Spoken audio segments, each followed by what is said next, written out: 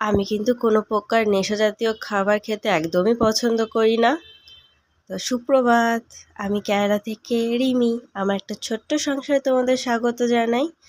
এখানে প্রথমে স্নান করে এসে আমি কিন্তু এখানে একটু কফি বানিয়ে নিচ্ছিলাম। আমি কিন্তু সচরাচর কফিটা পছন্দ করি, কিন্তু চা অন্যান্য কোনো খাবার পছন্দ করি না।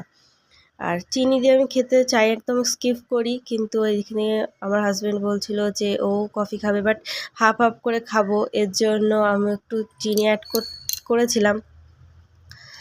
আর এদিকে আমি তো হাফটা খেয়েও নিয়েছিলাম গরম গরম।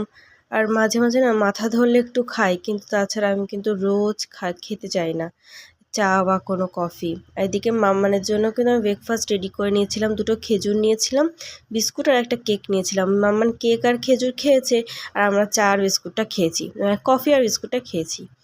আর তারপরে তো আমি একটু আলু সিদ্ধ করে নিয়েছিলাম। আরও আমার হাজব্যান্ড না সকালবেলাও কিছু খেতে চায় না, তার জন্য ওকে জোর করে আমি এক থালায় ভাত মেখে, ও একটু খেয়েছিল, আমি একটু খেয়েছিলাম।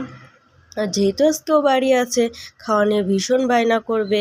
এদিকে জানো তো বাচ্চারা বায়না করে, কিন্তু আমার হাজব্যান্ড খাওয়া নিয়ে কিন্তু ভীষণ বায়না করে, কিন্তু সবজি দিলেও আবার খেয়ে নেয়। আমাদের বাড়িতে মাছ মাংসর থেকে সবজিটা একটু বেশি হয়, কারণ সবজিটা আমরা সবাই পছন্দ করি। আর এদিকে আমি কিন্তু বেদানাটা ছাড়িয়ে নিয়েছিলাম, মামানকে খেতে দেবো, কিন্তু মামান জানো তো ছাড়ানোটা খায়, কিন্তু রস করে দিলে খেতে চায় না।